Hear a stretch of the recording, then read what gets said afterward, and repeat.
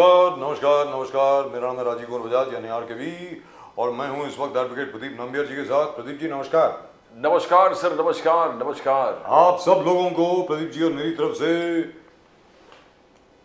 जय हिंद, जय महाराष्ट्र, जय भवानी, जय शिवाजी, वंदे मातरम। वंदे मातरम। जय सिया राम, हर हर महादेव, हर हर Mahadev.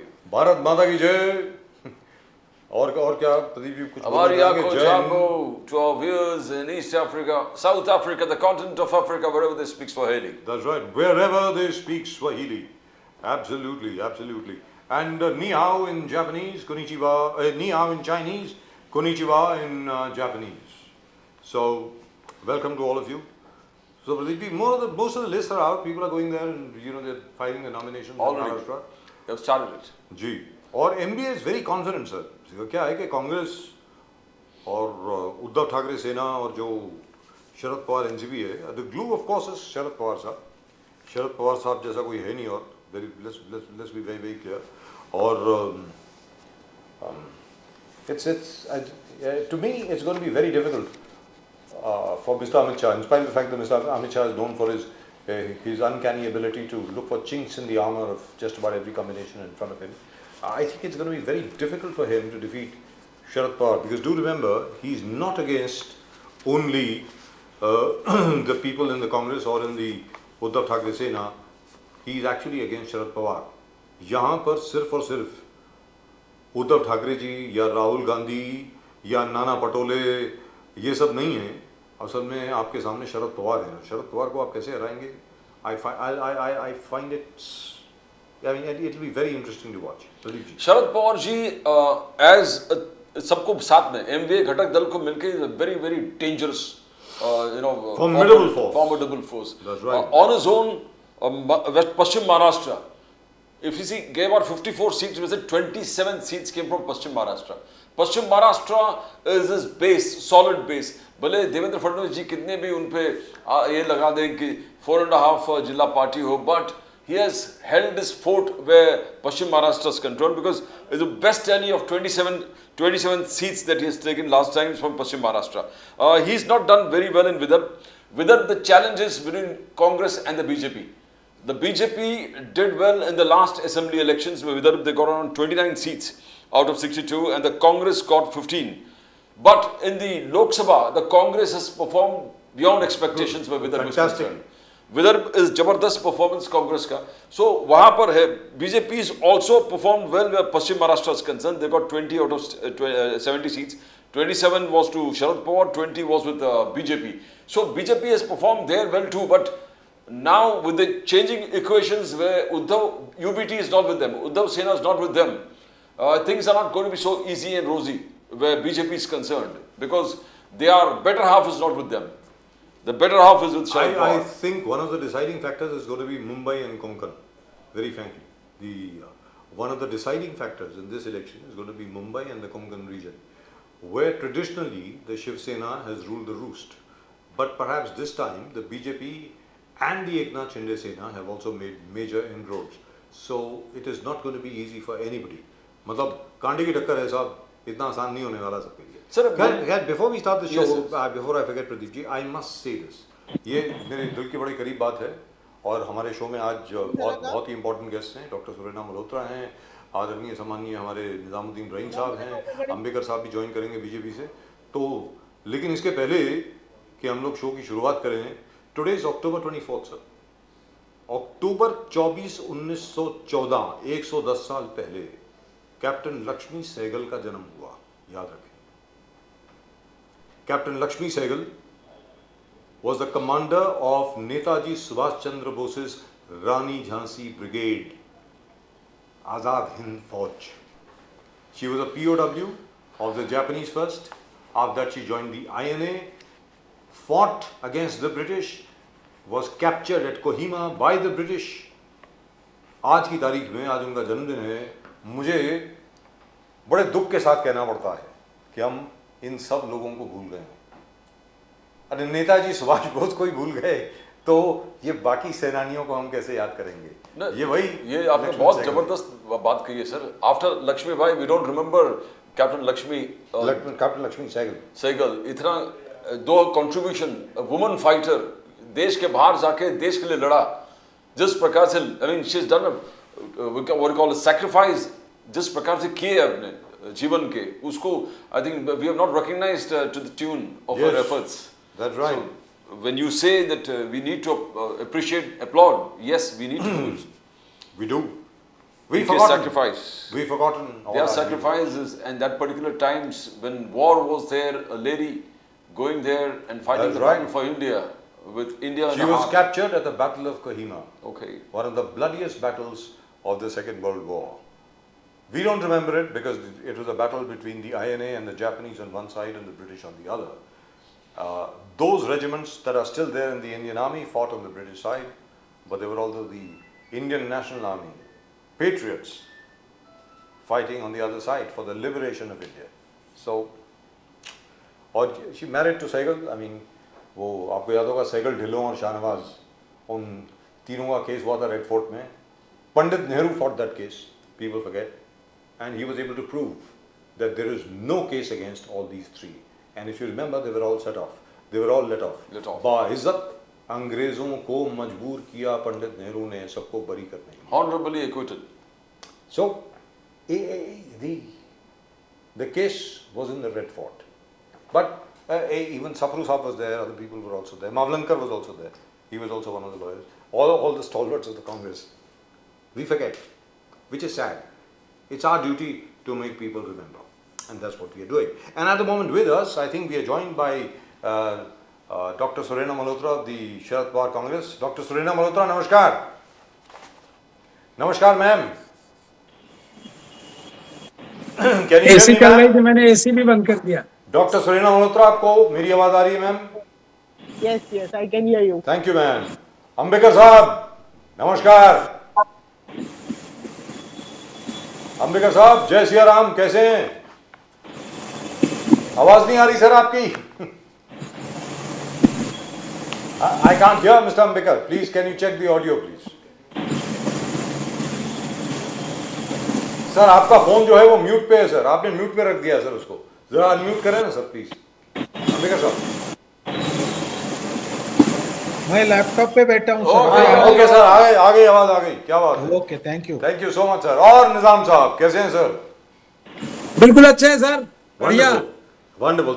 So we'll start with Dr. Surena Malhotra. She happens to be the only lady on the panel. So Dr. Surena Malhotra, जैसे प्रदीप जी और मैं अभी डिस्कस कर रहे थे कि भाई मैं मानता हूँ अमित शाह साहब इज अ फॉर्मिडेबल फोर्स, जबरदस्त. उनकी जो मैनेजमेंट है, बूथ मैनेजमेंट जो है, विलेज लेवल तक. और अब तो हिदायत है, अंबेकर साहब इसके बारे में बाद में जरूर पुष्टि करेंगे, हिदायत है सब बीजेपी वर्कर्स को कि कोई घर मिस नहीं होना चाहिए, कोई गांव मिस नहीं होना चाहिए, कोई जिला मिस नहीं होना चाहिए. और बूथ मैनेजमेंट तो वाह क्या कहना. भारतीय जनता पार्टी जैसी जो बूथ मैनेजमेंट होती है और तो कोई करता ही नहीं. तो और लेकिन उनके सामने बिल्कुल जो कहते हैं ना विंध्या पर्वत की तरह शरद पवार साहब हैं.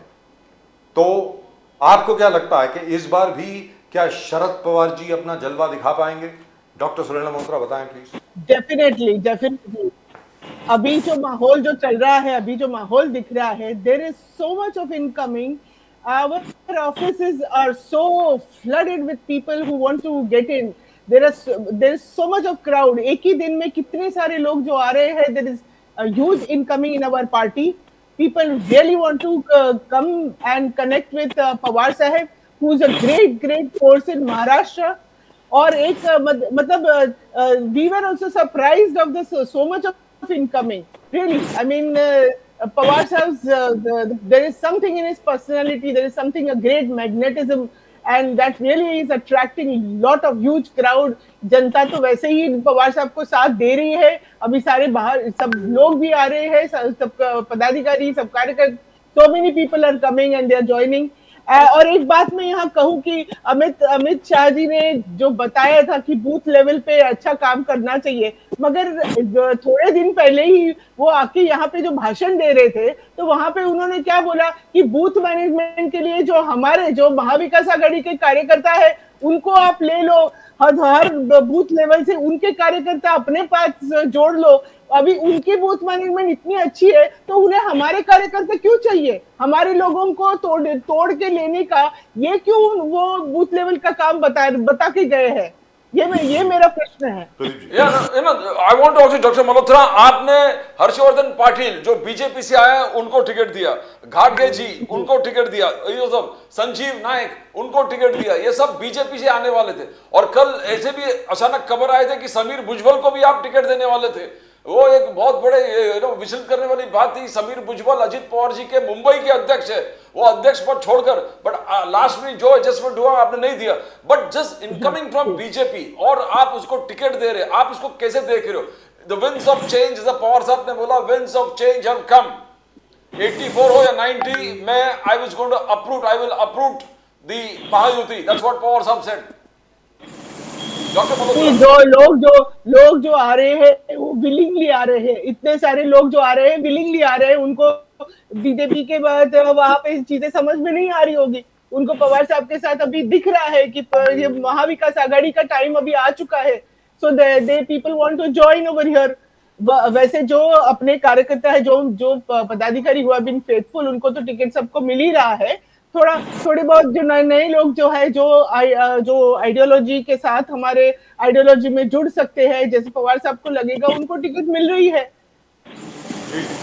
और पहले वैसे आपके साथी तो थे, ऐसी क्या बात है, पुराने साथी आपके वापस आ तो रहे हैं। और इस चीज के बारे में डॉक्टर मल्होत्रा, हम लोगों का डिस्कशन तो कब से चल रहा है कि कितने लोग वापस आ रहे हैं। और उस वक्त आप बड़े प्यार से बोला करती थी कि भाई हमें कुछ मालूम नहीं है, आधिकारिक तौर पर मैं कुछ नहीं बोल सकती लेकिन अभी तो आप बोल सकती हैं, ऐसी बात तो नहीं है। Right, let's go straight across to Nizam Sahab. Ambedkar साहब, मैं उसके बाद आपके पास आता हूँ। You are part of the ruling party. Nizam Sahab, आज की तारीख में जो कांग्रेस है, कांग्रेस में एक बड़ा नया कॉन्फिडेंस दिख रहा है। इसके बावजूद कि हरियाणा में आपकी हार हुई है, उसके बावजूद कांग्रेस में कॉन्फिडेंस दिख रहा है और आपने बड़ा दिल दिखाया है सीट शेयरिंग में, सबके साथ हाथ मिलाया है, बहुत अंडरस्टैंडिंग के साथ, बड़ी कोऑपरेशन के साथ आपने काम किया है। तो क्या एमवीए उसी जो इंडिया अलायंस है उसी जज्बे के साथ लड़ेगी जैसे आप लोकसभा में लड़े थे, या यहां पर कुछ तनावपूर्ण स्थिति अभी भी है? निजाम साहब। नहीं सर, बिल्कुल कोई तनावपूर्ण नहीं। अगर तनावपूर्ण होता तो इतनी आसानी से सीट शेयरिंग कैसे होती? अगर कोई भी तरह की बात होती या किसी के मन में कोई ऐसा रहता कि भाई हमारे साथ नाइंसाफी है, तो फिर इतना बढ़िया तरीके से हम सीट शेयरिंग कैसे करते? दूसरी चीज, ये हमने अपने 3 बड़े पार्टनर के साथ अपने छोटे साथियों को भी साथ रखा। हम लोगों ने किसी को भी बाहर जाने नहीं दिया, किसी की कोई नाराजगी नहीं है। जैसे बीजेपी में भगदड़ मची है, उनके यहाँ जन स्वराज पार्टी, दूसरे छोटे छोटे लोग भाग रहे हैं, इस्तीफा दे रहे हैं। हमको रामदास अठावले भी भाग जाएंगे आजकल में, वो भी लेके अपना तुमड़ी इधर उधर घूम रहे हैं, हमको ज्यादा दे दो। हमारे यहाँ ऐसा कुछ नहीं था। हमारे यहाँ तो बीजेपी जानबूझकर पिछले हफ्ते से एक भ्रम फैला रही है कि हम लोग आपस में लड़ रहे हैं, जबकि हमारे यहाँ कोई इस तरह की चर्चा भी नहीं हुई। हमारे तीनों सीनियर नेता महाराष्ट्र की दिलों के धड़कन हैं, उन्होंने बहुत अच्छे से सीट शेयरिंग करके दे दी है। अब जो है वो बीजेपी के पेट में चूहे दौड़ रहे हैं कि भाई अभी किसका नाम आएगा। अभी नाम आ जाएगा, कोई जल्दी कोई डेडलाइन तो है नहीं। इसलिए हमें कोई भी तरह की कोई दुश्वारी अपने साथियों के साथ नहीं है। एक दूसरी चीज, हम हरियाणा में सर चुनाव हारे नहीं है। आप देश के मीडिया से चर्चा कर लीजिए, देश के जितने बुद्धिजीवी हैं उनसे चर्चा कर लीजिए। हमको जबरन जो है 24 सीटों पर बेईमानी करके हरा कर जबरन कब्जा किया गया और ये सारा देश देख रहा था। अगर वोटिंग पैटर्न अगर हमारे अगेंस्ट था तो बाकी की सारी सीटों पर भी वही ट्रेंड आना चाहिए था ना। जैसे महाराष्ट्र में लोकसभा के दौरान हमारा जो ट्रेंड मुंबई में था, वही विदर्भ में था, वही मराठवाड़ा में था, वही खानदेश में था।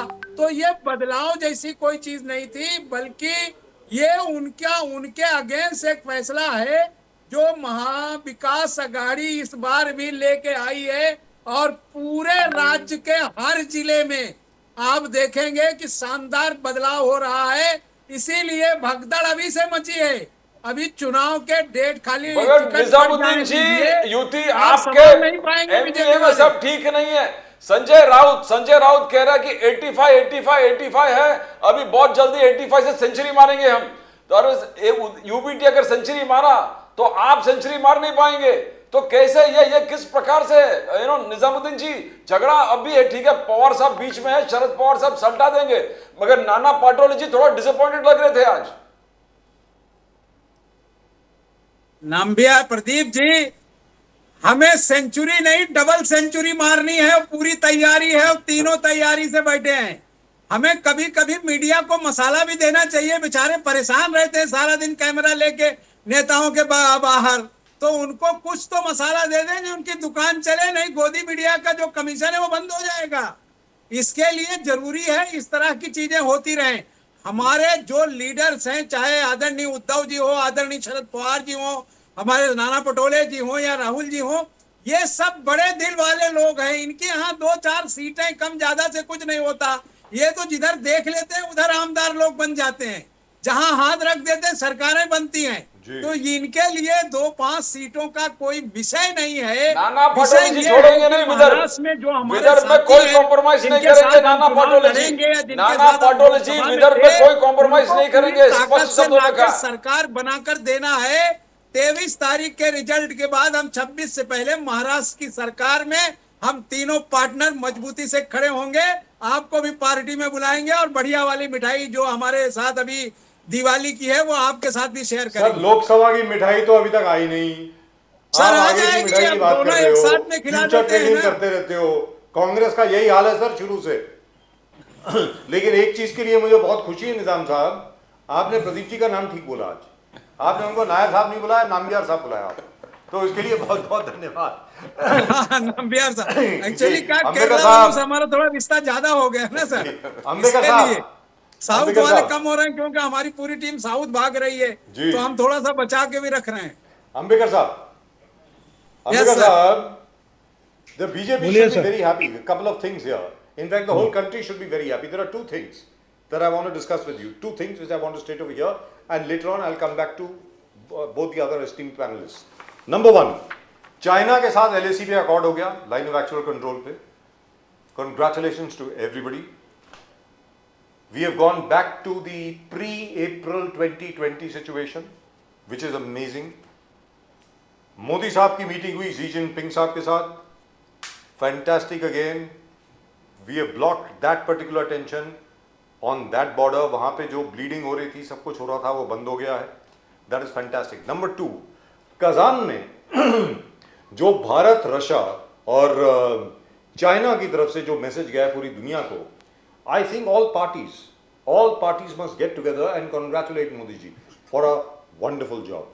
That of course is one. Number two, Maharashtra में सर आपको क्या लगता है कि इस बार जो गलतियां आप लोगों ने लोकसभा के चुनाव में करी थी एनडीए ने, क्या वो आप सुधार पाएंगे, सुधार चुके हैं, और आपको ये मालूम है कि क्या करना है? अंबेडकर साहब, 100% मालूम है।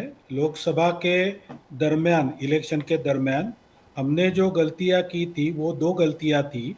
एक तो हमारा थोड़ा सा ज़्यादा कॉन्फिडेंस में हम चले गए, और दूसरा ये लोग जो झूठा नैरेटिव फैला रहे थे, जैसा संविधान में बदल लाएंगे वगैरह, ऐसे जो नैरेटिव थे वो इन लोग फैला रहे थे, उसके ऊपर हमारा समय पे ध्यान नहीं गया। हमारा ध्यान गया इलेक्शन के दरमियान, मगर समय पे नहीं गया।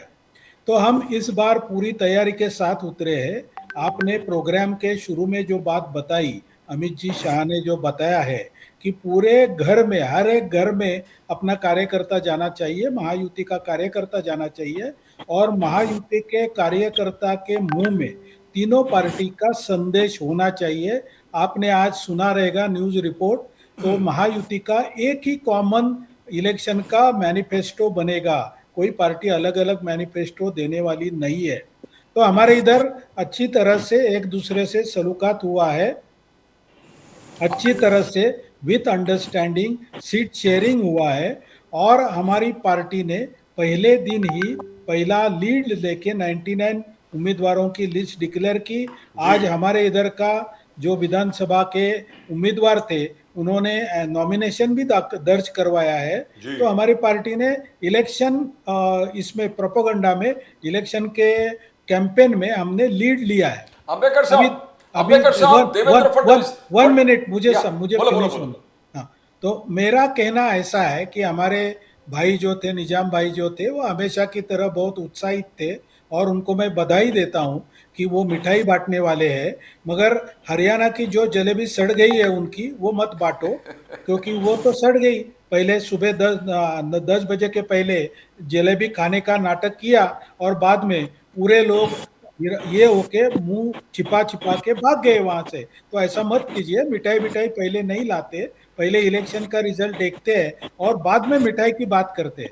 हर कोई इलेक्शन जो रहता है उसके लिए हमारे पार्टी के पास, बीजेपी के पास एक साझा समझा सोचा हुआ ऐसा एक कैंपेन रहता है। वो हमारा बहुत जोर से शुरू हो गया है और हमें पूरी उम्मीद है कि महायुति की सरकार महाराष्ट्र में आने वाली है। अभी अभी बोलिए सर। अंबेडकर साहब, I want to know, Devendra Fadnavis ने कहा कि 1 ट्रिलियन इकोनॉमी के तरफ Maharashtra is moving towards 1 trillion economy. But Nana Patole ji ने प्रश्न जो आपके सामने रखा है कि इंडस्ट्रियलाइजेशन में हम लोग we have fallen to the 10th position. Nana Patole ji, 2 lakh post जो वेकेंट है आपने भरा नहीं है महाराष्ट्र में। आपने जो यंग फार्मर्स सुइसाइड, नाना पाटोले जी ने कहा young farmers suicide is a cause of concern. पहले हम बुजुर्ग देखते थे सुइसाइड करने वाले, young farmers are committing suicide, this is the biggest. अवकाल में you have not paid compensation. Nana Patole जी का चार्जेस है आप पे।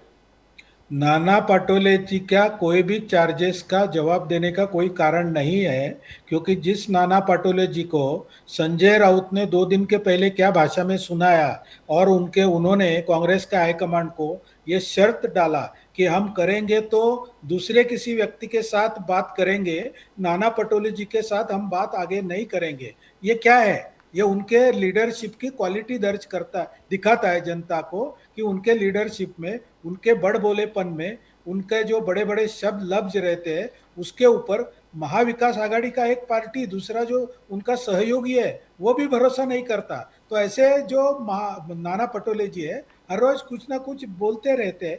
परसों में एक दूसरे चैनल पे डिबेट में था तो उन्होंने बिंदास स्टेटमेंट कर दिया प्रेस के सामने कि कश्मीर में हर रोज 100 सैनिक की शहीद हो रहे। अभी नाना पटोले जी को इतना भी मालूम नहीं है कि आपके जमाने में भी 100 सैनिक हर दिन नहीं शहीद होते थे, तो हमारे ऊपर क्यों ऐसे झूठे इल्जाम लगाते?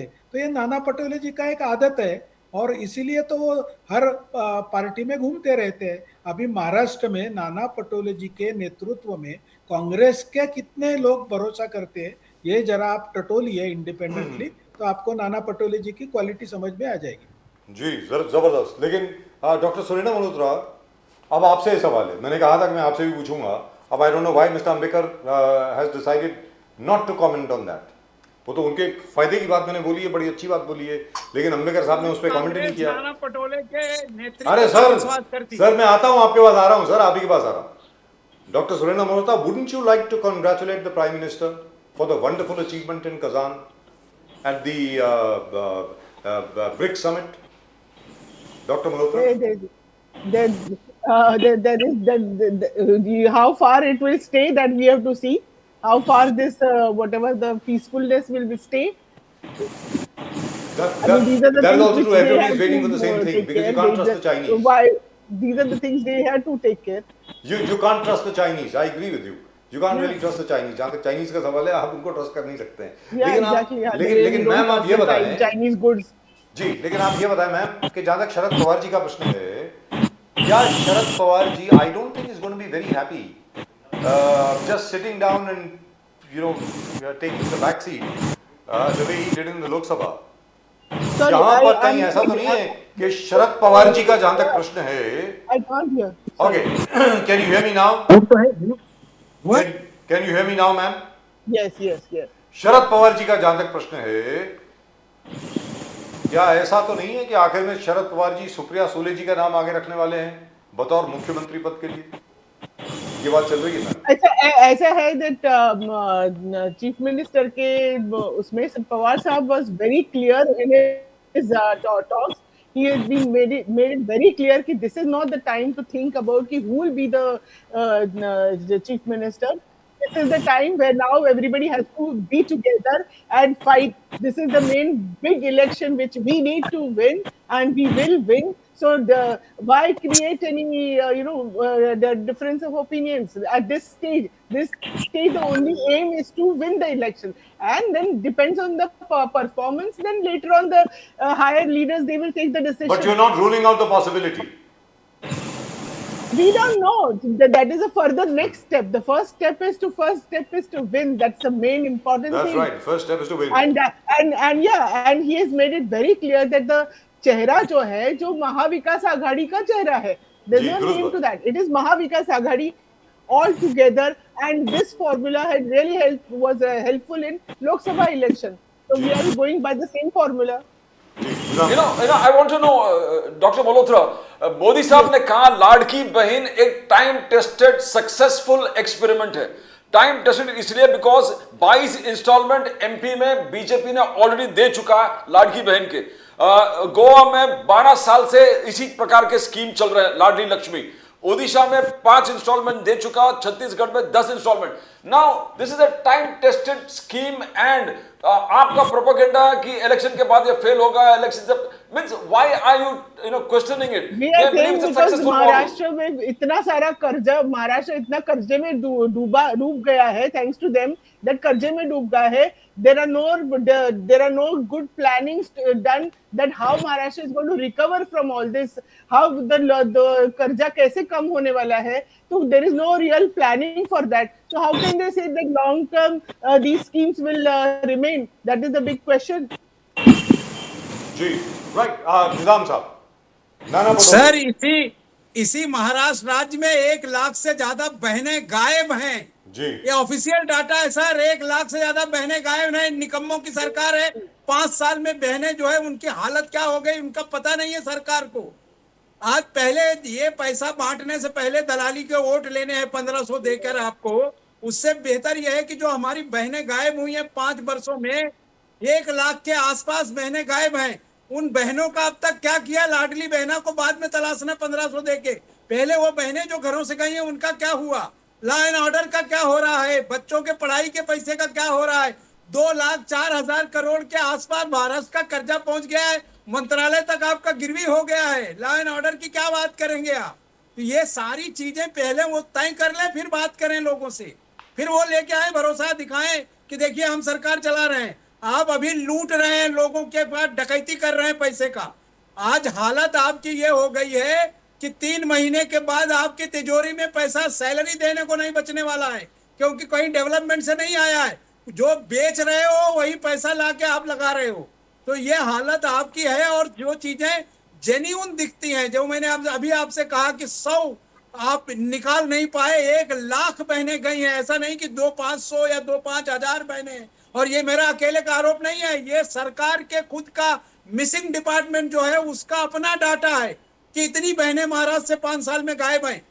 अगर वो नहीं निकाल पा रहे हैं तो ये लाडली बहना के साथ जो दुलार प्यार आप दिखा रहे हैं, निजामुद्दीन जी, लाडली बहना टाइम टेस्टेड है। वो आंकड़े दिए हैं कि ये सब सक्सेसफुली हमने 12 साल से चला रहे। मगर आपका महालक्ष्मी योजना, बीजेपी का कहना है आपका महालक्ष्मी योजना सब जगह फेल है। कर्नाटक में फेल है, तेलंगाना में फेल है, हिमाचल प्रदेश में फेल है। तो कैसे आप लोगों को कन्विंस कर पाएंगे? महालक्ष्मी योजना फेलियर है आपका। क्योंकि हम चाहते हैं कि महाराष्ट्र डेवलप्ड रहे जैसे पहले था। ये 5 वर्षों में जिस तरह लूटा गया है महाराष्ट्र को, और उसी तरीके के लोगों को आज लाके बिठाने की अगर कोशिश होगी तो महाराष्ट्र की जनता आपको साथ नहीं देगी। जैसे लोकसभा में उनको समझ गया था कि खोखला नारा है मोदी का।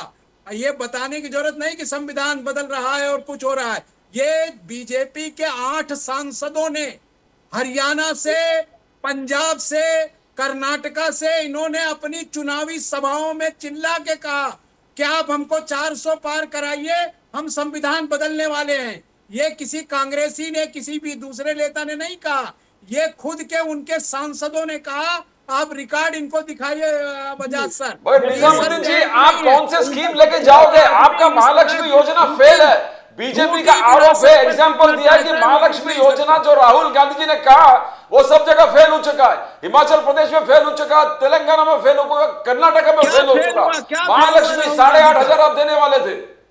वो फेल नहीं, हुआ क्या है। फेल हुआ? तेलंगाना शानदार राष्ट्र बन के काम, प्रदेश बन के काम कर रहा है। कर्नाटका शानदार काम कर रहा है। हिमाचल में गृहलक्ष्मी जिस फेल तरह हुआ की वहां पर, बदमाशी हो रही गृहलक्ष्मी। है, जितने कमिटमेंट राहुल गांधी ने किया है हिमाचल में शानदार, हिमाचल की जनता को हम पूरा कर रहे हैं। जिस कश्मीर का बवाल करके बीजेपी देश में दंगा फसाद कराती है, उस जगह से भी हमने इनको लात मार के भगाया है। तो ऐसा नहीं है कि कहीं राहुल गांधी कमजोर पड़ रहे हैं। राहुल गांधी पूरी ताकत और ईमानदारी के साथ बिल्कुल इनकी आंख में आंख डालकर खड़े हैं। हमारे कार्यकर्ताओं की नकल, चोरी और ईडी का भरोसा नहीं लेते हम ताकत के साथ जनता के बीच जाते हैं। जी। जनता हमारा न्याय करती है। लोकसभा में हमने महाराष्ट्र में इनको करके दिखाया, विधानसभा में भी दिखा देंगे। 200 से ज्यादा सीटें आएंगी, इनको घर बिठाएंगे और फिर जांच होगी उन तमाम बेईमानी जिन्होंने की है। जितनी चीजें लूट कर ये गुजरात ले गए हैं मुंबई से, जितना नुकसान मराठी भाइयों का इन दो गुजरातियों ने किया है, उसका हिसाब देना है। वो हिसाब दिए बगैर जा नहीं सकते, चाहे वो बीजेपी के जितने बड़े नेता हों, लेकिन महाराष्ट्र की जनता का हिसाब देना होगा, वरना जेल आपका इंतजार कर रही है। निजाम अरे साहब, आपने इनका भाषण रखा है क्या रखा है? इनको सभा में बुलाया कि लेकिन डिबेट में अंबेडकर बुलाया?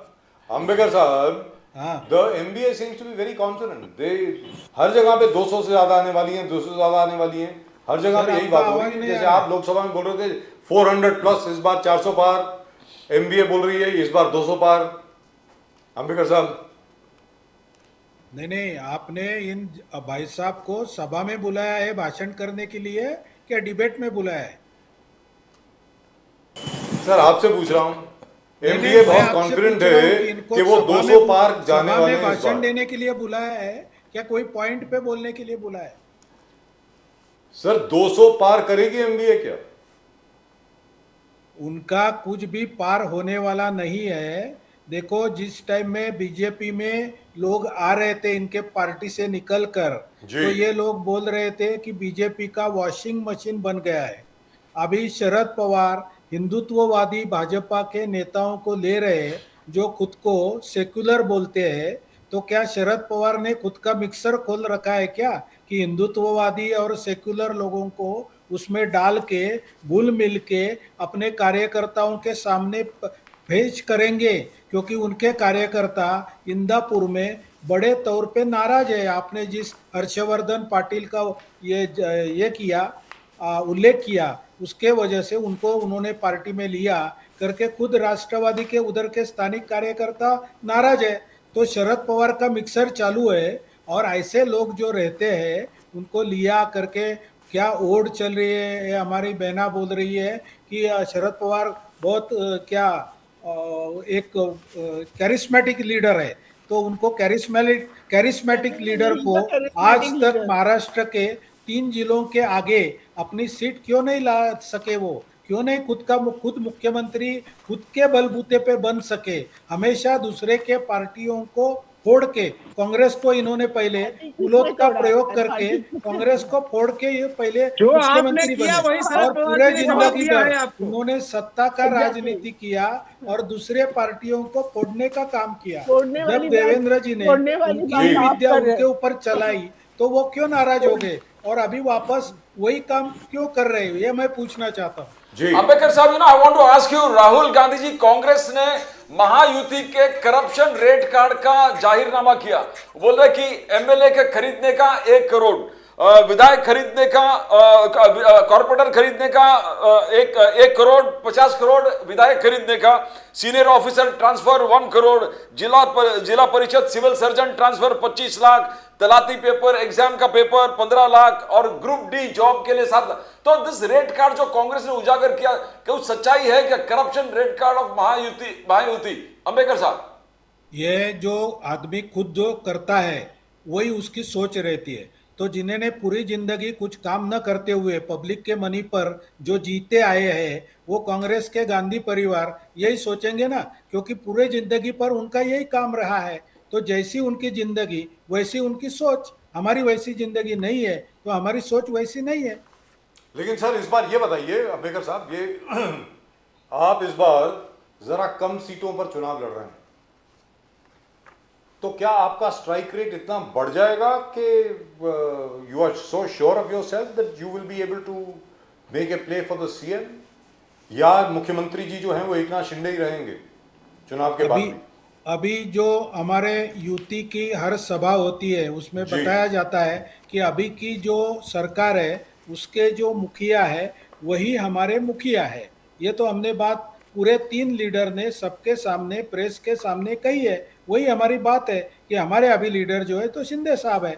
अभी इलेक्शन के बाद में क्या होगा, किसका स्ट्राइक रेट क्या रहेगा, वो इलेक्शन के बाद में पता चलेगा, तब उसकी पॉलिसी बताई जाएगी। क्योंकि सर मैं आपसे इसलिए ये पूछ रहा हूँ क्योंकि संघ के लोग और बीजेपी के लोग बड़े डिसअपॉइंटेड हैं, हमारे कार्यकर्ता जो हैं भारतीय जनता पार्टी के, कि अब तो देवेंद्र फडणवीस जी को सामने प्रोजेक्ट करना चाहिए था, ऐसा लोगों का मानना है। भले आप ऑफिशियली इसको ना बोल पाएं, पब्लिक में ना बोल पाएं, लेकिन आपको भी पता है कि भारतीय जनता पार्टी का जो कार्यकर्ता है वो बिल्कुल तहे दिल से चाहता है कि देवेंद्र जी को सामने लाया जाए।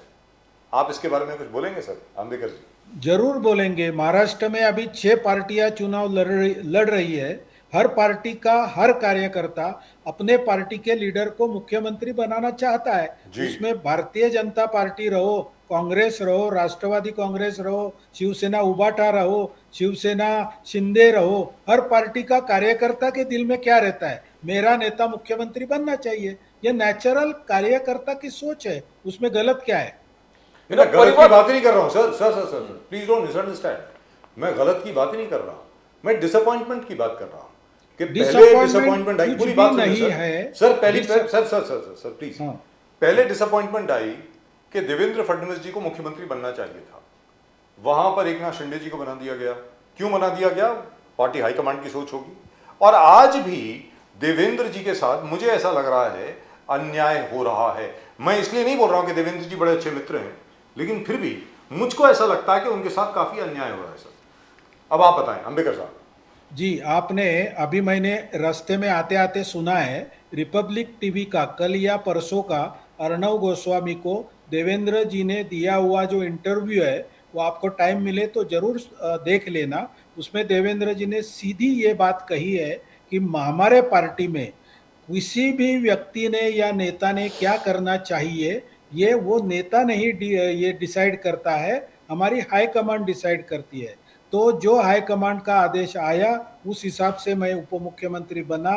जब हाई कमांड का आदेश इलेक्शन के बाद में जो भी आएगा, उन्होंने तो इधर तक बात कही, यदि हमारे पार्टी के ज्येष्ठ नेताओं ने, वरिष्ठ नेताओं ने ऐसा बोला कि देवेंद्र आपका अभी समय समाप्त हुआ, आप घर में बैठे हो, तो वो भी मैं बैठने को तैयार हूँ। ये हमारे पार्टी की मानसिकता है और ये देवेंद्र जी की नहीं है, हर कार्यकर्ता की ये मानसिकता है कि हम सत्ता के लिए Wonderful. राजनीति नहीं I want to know, हम- you know what, Vinayak Ambedkar साहब, हम अंबेडकर साहब, समाज की परिवारवाद सेवा करने के लिए राजनीति की क्या राजनीति बात करते करें? हैं। परिवारवाद का मोदी साहब ने कहा कि मैं परिवारवाद के खिलाफ हूं, और मोदी साहब 1 लाख ऐसे इंडिविजुअल को पैदा करेंगे कहा जो उनका नो पॉलिटिकल बैकग्राउंड परिवार का कोई Correct. नहीं है। तो Correct. ये मोदी साहब का विजन है। मगर यहां पर हमने देखा मुंबई में आशीष शेलार, विनोद शेलार, दोनों परिवारवाद, दोनों को टिकट मिले, दोनों को टिकट मिले। नारायण राणे, नितेश राणे बीजेपी में, और नीलेश राणे को टिकट नहीं मिला करके एकनाथ शिंदे जी का पार्टी ज्वाइन कर लेता है ना। ये आप पुराने देखो, आप संघ से जुड़े हो, हम लोग आपके बैकग्राउंड जानते हैं, बीजेपी में विश्वास करने वाले, आरएसएस आइडियोलॉजी, ये हम लोग कैसे सहन कर, आप कैसे देखते हो सब? How can you see that Ambedkar साहब? हाँ, अभी आपने अच्छा शब्द यूज किया, परिवारवाद। हाँ। परिवारवाद का जो असली मीनिंग है वो भी आप समझ लो। परिवारवाद क्या रहता है कि जिस सोनिया जी ने 1996 में कांग्रेस का अध्यक्ष पद अपने कब्जे में कर लिया, वो 2017 तक अपना बेटा को अध्यक्ष बनाने के लिए खुद के पैर के तले में दबा के रखा था। उनके ही पार्टी के 23 नेता जिसको इसको विरोध कर रहे थे कि राहुल जी को अध्यक्ष हम बनाने नहीं देंगे, फिर भी उन्होंने माना नहीं, फिर भी अध्यक्ष करने का ट्राई किया, फिर उन्होंने इस्तीफा दे दिया 2019 के इलेक्शन के बाद में, वो खुद नाराज हो गए, फिर वो खुद अध्यक्ष बन के बैठी है। तो ये परिवारवाद है। परिवारवाद किसी परिवार में 2 या 3 या 4 लोग एक इसमें आए राजनीति में, वो परिवारवाद नहीं है। परिवारवाद है एक ही फैमिली में पूरे पार्टी को बांध देना। जिस पार्टी को 100 साल से ऊपर का इतिहास है, उस पार्टी में गांधी परिवार के बिना कोई भी अध्यक्ष नहीं बन सकता है, ये परिवारवाद है। ये राणे फैमिली को कैसे डिफाइन करते हो अंबेडकर साहब आप? राणे हाँ? फैमिली अपॉर्चुनिस्ट है या मींस निष्ठा से आए हैं बीजेपी में?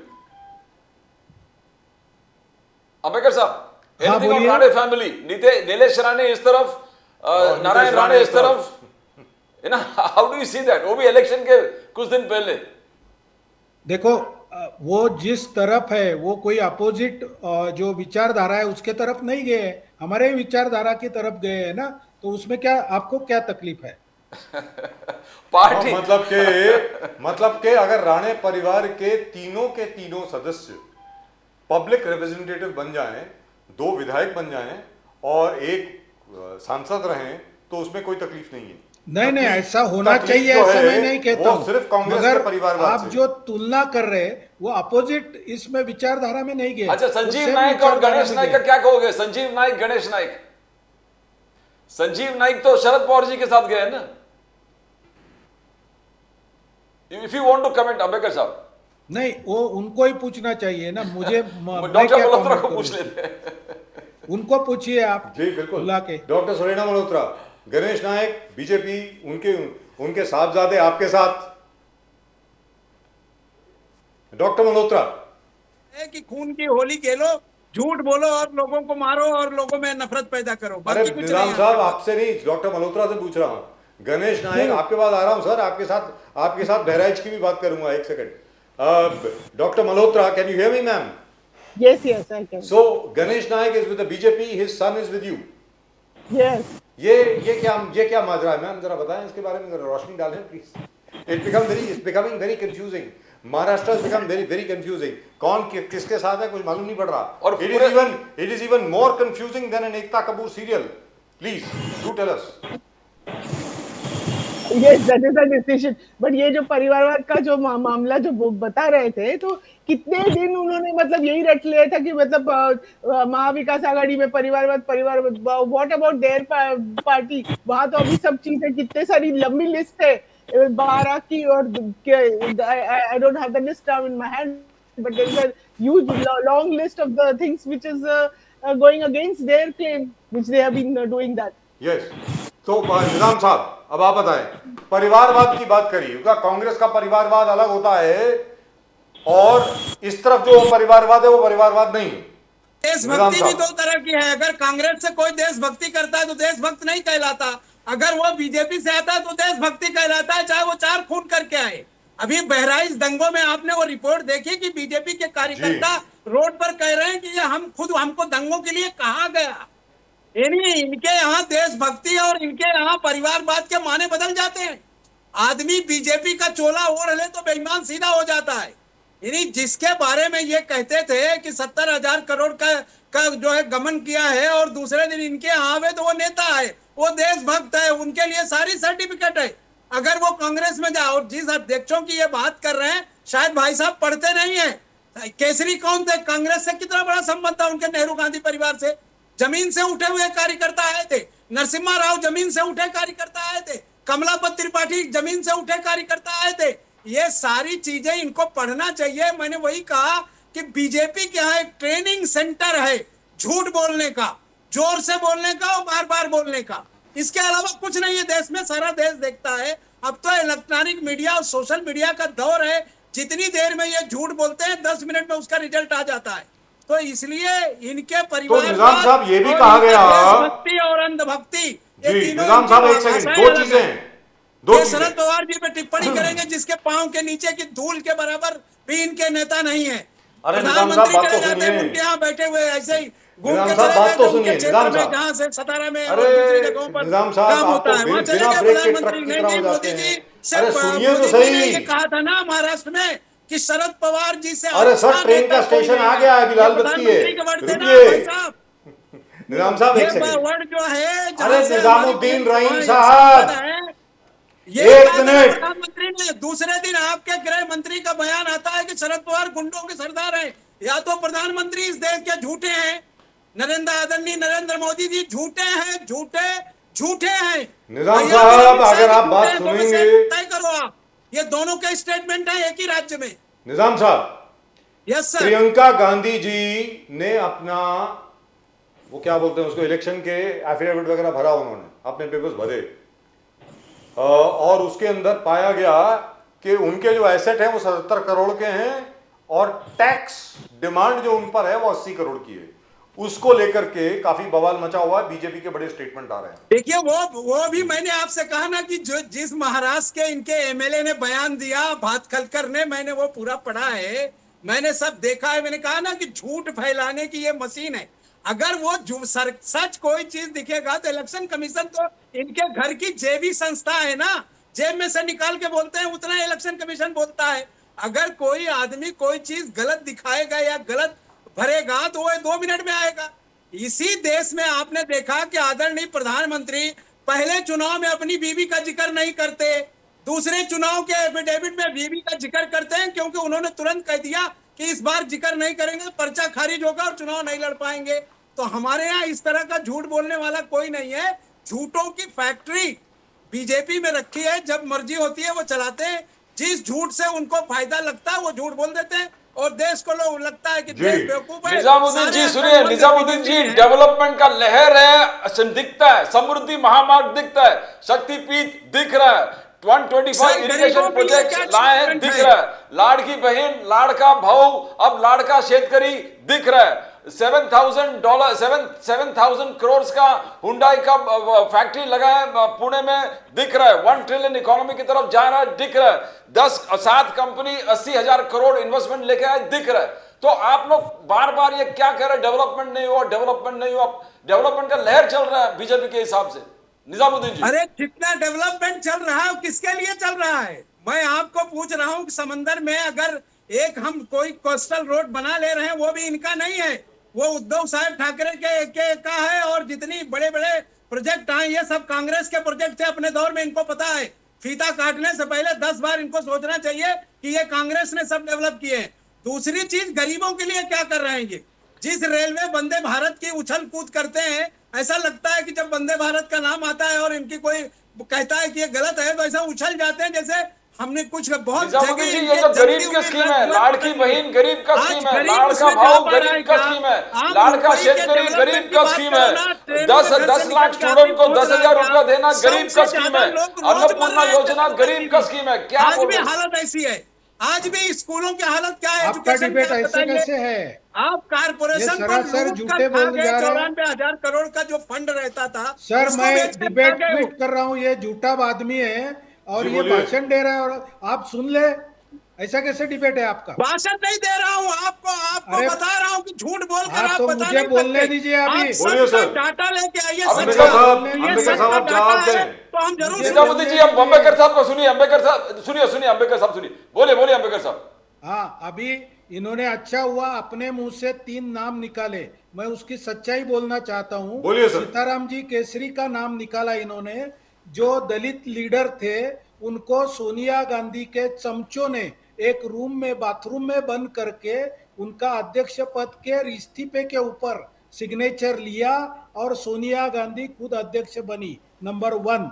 दूसरा नाम इन्होंने लिया PV नरसिंह राव का, जो देश के भूतपूर्व प्रधानमंत्री थे। तो सोनिया गांधी जी इतने निचले स्तर तक गिर गई कि उनके अंत्यविधि के लिए दिल्ली में कांग्रेस भवन में उनकी बॉडी भी रखने नहीं दी। ये उनकी सोनिया गांधी मोहतरमा लीडर है, जो इतने निचले स्तर पर गई कि PV नरसिंह राव का बॉडी भी कांग्रेस भवन के अंदर रखने नहीं दिया। और इनके खुद के घर के जो भूतपूर्व प्रधानमंत्री थे, उनके लिए 40-40 एकड़ के मेमोरियल बन गए, मगर PV नरसिंह राव को उधर उनके क्रीमेशन भी करने नहीं दिया। उनके बॉडी को हैदराबाद लेके जाना पड़ा और उनके लड़के ने खुद आके मीडिया के ऊपर ये आरोप लगाया है। तो ये झूठा आदमी है, ये झूठा आदमी इधर लेक्चर देगा और आप डिबेट लेंगे। ऐसे डिबेट नहीं होते। ये आसमी को, वह हमको बोलता है कि तुम पढ़ते नहीं हो। तुम क्या पढ़ते हो? ये जो PV नरसिंह राव का मामला है, ये अखबार में छपा है क्या नहीं छपा है? बोलो। सीताराम अखबार में केसरी नहीं है को सर, मार्गरेट बाथरूम अल्वा जी में ने भी बंद लिखा है। करके आपने सर, उनका मार्गरेट अध्यक्ष अल्वा पद ने पे भी किसी लिखा के है। लीडर्स के साथ तय किया था। मार्गरेट पार्टी अल्वा ने किसी भी भी लिखा है व्यक्ति सर। विशेष के लिए सेपरेट नहीं कहती। हमारे वो लीडर थे और उनको लीडर के हैसियत से देश का प्रधानमंत्री बनाया। जब उनकी डेथ हुई तो उनके बेटे जो अभी हैं भी, उनके आदेश पर, उनके कहने पर सरकारी झूठ बोल तंत्र रहे के हैं ये। साथ हुआ। सर, उनकी कांग्रेस बॉडी ने बाहर पड़ी हुई अपने थी। पहले निजाम से साहब, माफ तस्वीर कीजिएगा, करना भी उनकी गलत है। अंत्येष्टि नरसिम्हा भारत राव जी सरकार का की पार्थिव थी। गलत आदमी शरीर है। और अटल बाहर जी के मौलाना लिए बारिश हो गई प्रधानमंत्री ने थी। पैसा 24 देकर अकबर रोड के केसरी को गेट जो है बाथरूम लॉक में कर बंद दिए गए। करके इस्तीफा लिया गया। निजाम साहब, माफ ये मीडिया कीजिएगा, में प्रूव्ड है। 24 अकबर रोड के गेट लॉक कर दिए गए थे सर। 24 अकबर रोड के, ये तो मेरे सामने की बात है सर, ये तो मेरी खुद की, मैं आई विटनेस हूं इसका। 24 अकबर रोड के गेट लॉक कर दिए गए थे। नरसिम्हा राव का पार्थिव शरीर अलाउ नहीं किया गया था अंदर आने के लिए 24 अकबर रोड में। हमारे सामने की बात है सर। और दूसरा तीसरा नाम आपने लिया था प्रणब मुखर्जी निजाम की साहब, बेटी ने त्रिपाठी जी एक का। पुस्तक में भी लिखा है। कमलापति त्रिपाठी जी को थ्रेटन करके, ये 24 अकबर रोड की बात है, सबके सामने उनको बेइज्जत करके उनसे इस्तीफा लिया गया था as executive president of the Congress party. ऐसा नहीं है कि नहीं हुआ, हुआ है, और हर पार्टी में होता है, कोई बड़ी बात नहीं है। लेकिन जो बड़ी बात नहीं है जी, ये कोई जो बड़ी बात नहीं है, बड़बोला सर, पट होता कर है, रहे हर पार्टी उसमें में ये होता बड़ी है। बात नहीं आपकी है। पार्टी में भी हुआ है ये सर, जो बीजेपी हमको में भी हुआ लेक्चर है। दे रहे पढ़ते नहीं करके उसमें सर, ये बड़ी बात महात्मा है। गांधी जी इनको बोलिए ना, खुद को पढ़ना महात्मा चाहिए। गांधी जी इनको ने आता भी, नहीं कुछ और अगर डिबेट में चले आते अंबेडकर साहब, इनको शर्म आना चाहिए। अंबेडकर साहब, हाँ। Ambedkar Sahab, if you go back in history, Pattabhi Sitaramayya versus Netaji Subhash Chandra Bose. Netaji Subhash Chandra Bose was elected president. What did Mahatma Gandhi say? Sitaramaia's defeat is my defeat. Netaji Subhash Chandra Bose was forced to resign. So this has been the history of the Congress. This is nothing new. That's Nehru what I जी के meant. बारे में क्या हुआ था? जी। नेहरू जी के बारे में ऐसा हुआ था कि जो पूरे देश की जो उनकी बॉडी थी, जी। स्टेट की बॉडी, उन्होंने 9 बॉडी ने वल्लभ भाई पटेल को प्राइम मिनिस्टर करने को बोला था, मगर महात्मा गांधी ने खुद बीच में पड़ के जवाहरलाल नेहरू को पंतप्रधान बनाया और इस देश का सत्यानाश किया है. Sir, there you and I can have a difference of opinion. In my opinion, Pandit Nehru laid the foundations of what India is today. By the way, even Mr. Modi acknowledges that. Modi ji ने भी खुद बोला है कि what we are today is because of what was done after 1947 and he gave credit to all the prime ministers who have come after that. ऐसी बात नहीं है सर. लेकिन अंबेडकर साहब आप ये बताएं, जहां तक के बीजेपी का प्रश्न है आज की तारीख में, can you deny that we have a huge problem with regard to price rise? We have a huge problem with regard to diesel and petrol prices. We have a huge problem with regard to unemployment. आज की तारीख में sir 200 के करीब vacancies निकलती हैं और 2.5 लाख लोग पहुंच जाते हैं वहां पे. आप मुझे बताइए sir, in terms of unemployment, in terms of price rise, what has the government been able to achieve? अब आप बताएं अंबेडकर साहब प्लीज. जी, पहला बात है प्राइस राइज का. आपने जो बात बोला वो सही है, मगर जो प्राइस राइज है इंडिया में वो ज्यादा करके फूड प्राइसेस को लेके है, जिसमें फल और सब्जी का प्राइस ज्यादा महत्व रखता है. लास्ट ईयर में जो रेन जो डिस्टर्ब हुआ था उसकी वजह से फूड प्राइसेस पीक पे गए थे, तो उसको भी कंट्रोल करने का रिजर्व बैंक का प्राइस राइज ये कंट्रोल करने का काम रिजर्व बैंक का है. उसने ट्राई किया था, प्राइस राइज कम भी होते आया था, मगर लास्ट मंथ में पूरा वो वापस थोड़ा सा बढ़ा है, मगर रिजर्व बैंक का उसके ऊपर प्रयत्न चालू है.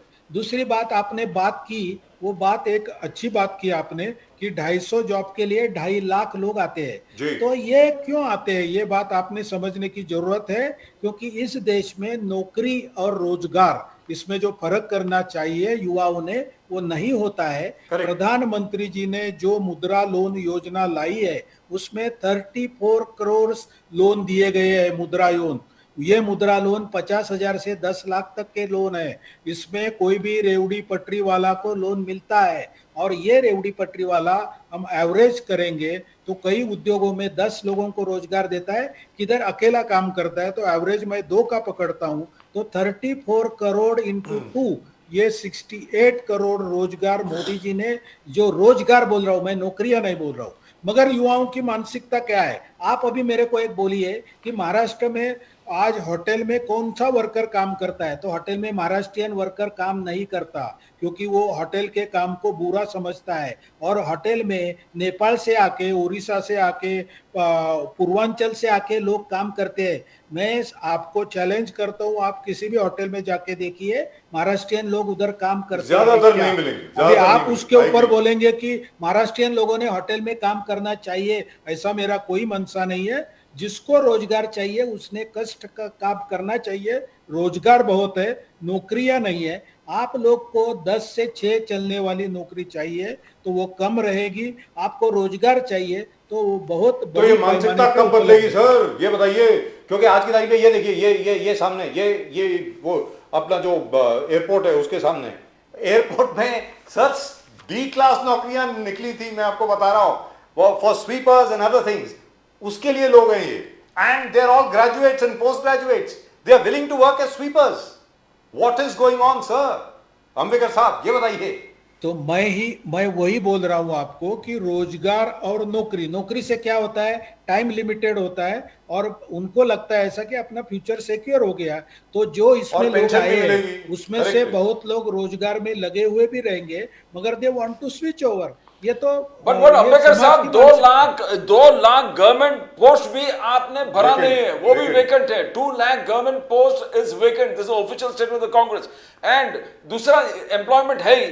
एंड फार्मर्स जो बोल रहे, फार्मर्स के लिए जो 1 रुपी बीमा, जो आपने गर्व कर रहे कि 1 रुपया बीमा, तो यही एक कांग्रेस ने बोला कि crop insurance is favouring the companies, the insurance companies. Crop insurance farmers को नहीं है, बिकॉज ऑनलाइन आप फॉर्म भरो और 72 आवर्स के अंदर भर दो।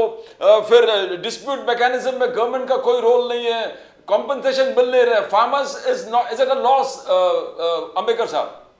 ये जो डेमोक्रेसी है ये पार्टिसिपेटिव डेमोक्रेसी है। एक तुम बोलेंगे कि हर काम गवर्नमेंट ने करना चाहिए, तो ऐसा नहीं होता है। गवर्नमेंट ने आपको फैसिलिटी दी है कि आप इंश्योरेंस करो। बहुत से जगह पे बहुत से संगठनों ने अपना आंदोलन चला के शेतकरियों को, किसानों को उनके बीमे का पैसा कमा के दिया है। तो ये फैक्ट है। ये बीमा कंपनी कोई फ्रॉड करने को देखेंगी तो समाज ने उसको अपोज करके अपना जो राइट है, जो राइटफुल राइट है, वो मिलाना चाहिए। But there is a problem. Let's be very clear. There is a major problem with regard to ये जो 1 रुपए बीमा वाली स्कीम है, और by the way crop insurance वाली बड़ी स्कीम भी है, उसमें भी बड़ी प्रॉब्लम है। बट उसके ऊपर अगर डिस्कशन करने को जाएंगे तो बहुत लंबा हो जाएगा। And that is a systemic problem. It has been there for the last 20 years. It cannot Right. go away. It is not going to go away right away. Let's be very clear. But and as far as farmers are concerned, Pradeep ji, farmers का जहां तक सवाल है, till such time the farmers open up their minds as to how they're going to be able to survive in the present day and age, this problem is going to go on and on and on. यहां पर मैं आपके पास आता हूं doctor Surena Malhotra, उसके बाद आपके पास आऊंगा निजाम साहब। डॉक्टर सुरेना मल्होत्रा, शरद पवार साहब जो हैं, he is considered an agricultural expert. Agriculture में कोई ऐसी चीज नहीं है जो शरद पवार साहब को ना मालूम हो। उसके बावजूद, इसके बावजूद कि शरद पवार साहब इतनी बार मुख्यमंत्री रहे महाराष्ट्र के, इसके बावजूद कि वो एग्रीकल्चर मिनिस्टर भी रहे, somehow or the other he has not been able to solve the problems of rural India. Agriculture problems remain the same. Ma'am, जरा बताएं please. The agricultural problems at that time, whatever it was, उन्होंने अपने steps, अपने तरीके से steps लिए। उन्होंने इतनी सारी बड़ी कर्ज माफी कर दी, जहाँ पे at that time the suicide rate, जो सुसाइड्स हो रहे थे, तो उसको हल करने के लिए उन्होंने काफी कर्ज माफी की। तो उन्होंने जो फार्मिंग का दर्जा ऊंचा किया, उन्होंने बियानों पे ध्यान दिया, उन्होंने काफी चीजें जो की, जो जिसे the yield will become more. Technically also he made a lot of institutes where people they could learn how to increase the yield, and many of the things which he has done that has definitely solved the problem. But nowadays what we see is there is all false promises given to the farmers. There's hardly anything done for the farmers. Farmers are facing great brunts because of the maybe the natural calamities and all, where the बीमा कंपनियों को आगे आके उनका अपना जो भी problems होती है उसको सॉल्व करना चाहिए, उनको अपना जो बीमे की रकम इजीली मिलनी चाहिए। मगर ये सब कुछ नुकसान भरपाई होनी चाहिए, ये सब कुछ हो नहीं रहा है। उन सरकार किसी अपने यील्ड को कुछ हमी भाव नहीं दे रही है, हमी भाव से जो हमी भाव है उससे भी कम में उनका उनका जो प्रोडक्ट है वो बेचा जा रहा है। तो ये सब अनियन एक्सपोर्ट्स को बंदी ला रहे थे, तो ये सब चीजें मतलब कैसे वो प्रोग्रेस होंगे। पवार साहब ने तो कितनी कोशिश की, कितनी बातें इंप्रूव की, इसके लिए तो उनको सब फार्मर्स सब मानते हैं, मगर अभी जो देखा जाता है कि there is no planning, there is nothing really. In fact small जो निजाम No, साहब, I want to ask you, Dr. Malhotra, जो खत्म करने की बात schemes हो रही है, बिकॉज ऑफ द प्राइवेटाइजेशन उनको करना है। farmers के लिए Devendra Fadnavis says 125 irrigation projects उन्होंने लागू कर दिया, the water reaches the farmers in every places. 21 lakh Hector bamboo, one एक चीज है कि प्रोडक्शन भी बढ़ा दिया, एनवायरनमेंट को ख्याल रखना। Then you talk about farmers electricity free, Fadnavis Sahab ने कहा we are giving electricity free. तो you think is not doing, भले क्रॉप इंश्योरेंस में थोड़ा पैसे मिलने में थोड़ा देरी हो रहा है, but a system is in place, system is in place. How do you see that? You are saying no development at all where farmers are concerned, Dr. Malhotra? This is what they always say just before the election. There are a lot of things which are being said. So how many will be implemented, how many will go through, and how much time they will get to do whatever they have, because naturally the सरकार तो अभी change होने वाली है, so definitely how much time they are going to get for all these things. तो बड़े बड़े आंकड़े तो वो लोग तो हमेशा ही उसकी आंकड़ों की उधरपट्टी करते रहते हैं जी। when elections are near. जी। अभी 2 दिन पहले पुणे में 7,000 करोड़ का हुंडई का प्लांट लगा। That is, he says one step towards 1 trillion economy. You believe Mr. Fadnavis when he says that?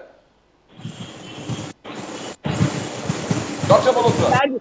So many things are said, but हम प्रैक्टिकली तो देखते हैं कि महाराष्ट्र में क्या हो रहा है। महाराष्ट्र में मैम, हम लोग वाड़वान बोल पोर्ट रहे भी हैं, शुरू हो every गया है। time we are saying कि कहाँ लेके गए हैं हमारा महाराष्ट्र, कहाँ लेके जा रहे हो हमारे जी। जो इतने सारे प्रकल्प है वो तो सब बाहर निकल जा रहे हैं। Right. तो what really is going to Right, left I for think Mr. Maharashtra? Ambekar has to We go. see that. So one final word from him. Ambekar साहब, एक तो Hyundai प्लांट की बात करी अभी प्रदीप जी ने, 7,000 करोड़ का प्लांट शुरू हो गया है। और आज the good news is, I don't know whether it's good news or bad news, because a lot of environmentalists say it's the worst possible news. I am very excited about it. वो वाड़वान port जो है उसके पहले 2 tender निकल गए हैं sir आज। So congratulations. कुछ बोलना चाहेंगे सर उसके बारे में, जस्ट बिफोर जी, यू गो? वाड़वन बंदर से महाराष्ट्र की पूरी जो अर्थव्यवस्था है उसको बड़ा बूस्ट मिलने वाला है, क्योंकि एक वो रिसीविंग और सेंडिंग पॉइंट होने वाला है, बड़ा बंदर है वो, और उसके वजह से महाराष्ट्र की इकोनॉमी को बहुत बड़ा बूस्ट मिलने वाला है। पॉइंट नंबर 1, महाराष्ट्र में गए 10 साल में भाजपा की जो केंद्र की सरकार है और महाराष्ट्र की सरकार है, उन्होंने कम से कम 1 लाख करोड़ का निवेश किया है, जो इंफ्रास्ट्रक्चर में हुआ है, जो लैंड डेवलपमेंट में हुआ है, बड़े बड़े रोड बने हैं। आप मुंबई से ट्रैवल करेंगे, जो अटल सेतु बना है उसके वजह से कितने लोगों को ट्रैवल की जो आसानी हो गई है वो भी आप समझते हैं, आप मुंबई के हैं। तो ये सब चीज़ें जो है उसके वजह से उनको कॉन्फिडेंस आया है कि Maharashtra will become 1 trillion economy. और ये लोग कुछ भी बोले, समझो कि कुछ होता है कुछ नहीं होता है, गुजरात को लेके गए, गुजरात को कुछ भी लेके नहीं गए, जो महाराष्ट्र का था वो महाराष्ट्र में है। मगर ये लोगों का मानसिकता ऐसा है, जैसा हमारा रत्नागिरी में 2 प्रोजेक्ट लाए थे, जैतापुर का लाया था और उसके बाद में दूसरा प्रोजेक्ट लाया था, आरामको। दोनों प्रोजेक्ट को जी। इन लोगों ने बहुत कड़वा विरोध किया, क्योंकि इनको इसमें अलग मानसिकता थी इनकी, कोई ये करने की, उसमें से कोई मुनाफा निकालने की। मगर हमारे को कोई मानसिकता ऐसी नहीं है। जो आप बोल रहे हैं वो जो बुलेट ट्रेन है, बाद में बड़े बड़े रोड्स है, बड़े बड़े एक्सप्रेसवेज है, ये सब हमारे सरकार ने बनाए हैं और जनता जानती है कि ये सब चीज़ हमने किए है। समृद्धि महामार्ग है, ये फडणवीस ने कंप्लीट किया, ये उन्होंने कंसेप्चुअलाइज किया, उन्होंने एग्जीक्यूट किया, उन्होंने कंप्लीट किया, ये जनता जानती है। उसके वजह से 8 जिलों को बहुत बड़ा मुनाफा हुआ है। जबरदस्त सर। तो चलते चलते एक छोटा सवाल आपसे जानना चाहूंगा, क्या आप इसके लिए तैयार हैं? याद रखें 1999 में, उसके पहले नितिन गडकरी साहब ने 43 फ्लाईओवर्स बनाए थे मुंबई शहर में, और मुंबई पुणे हाईवे कंप्लीट करी थी, और उसके अलावा पूरे महाराष्ट्र में एक डेवलपमेंट की लहर लाने की कोशिश की गई थी शिवसेना बीजेपी सरकार द्वारा, अगर आपको याद हो, और कांग्रेस एनसीपी जीत गई। कहीं ऐसा दोबारा तो नहीं होने वाला सर?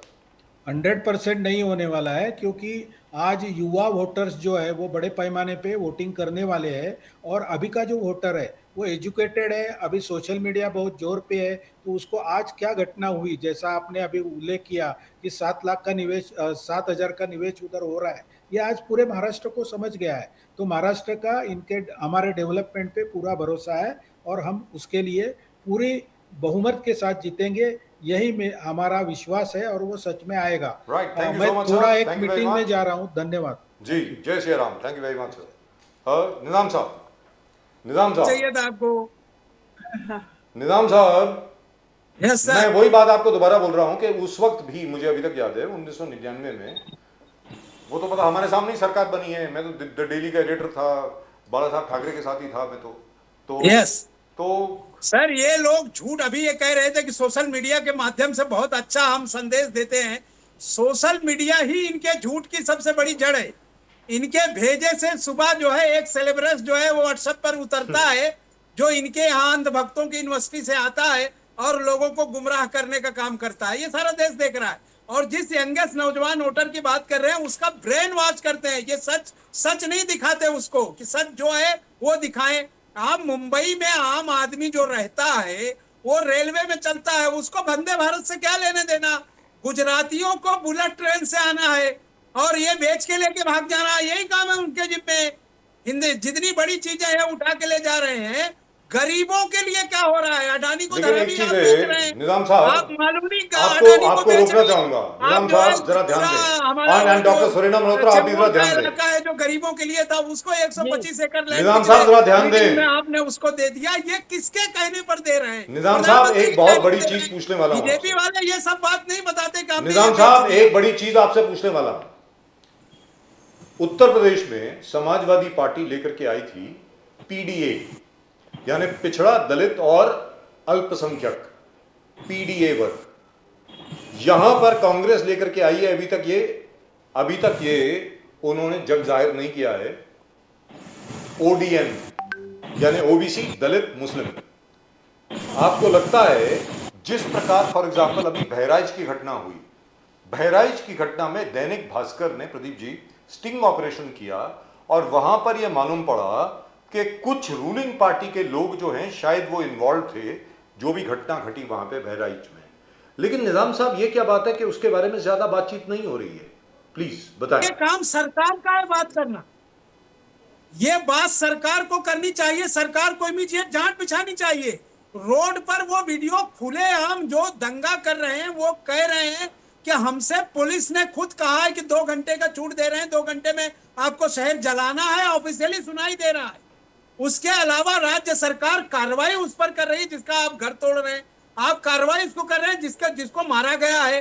तो ये सारा कुछ प्री प्लान्ड है और वो दंगा गुजरात और मुंबई से जोड़कर हो रहा है, क्योंकि यहाँ चुनाव है, उसका असर दिखाना है। 40 लाख से ज्यादा वोटर मुंबई में यूपी से आके रहता है।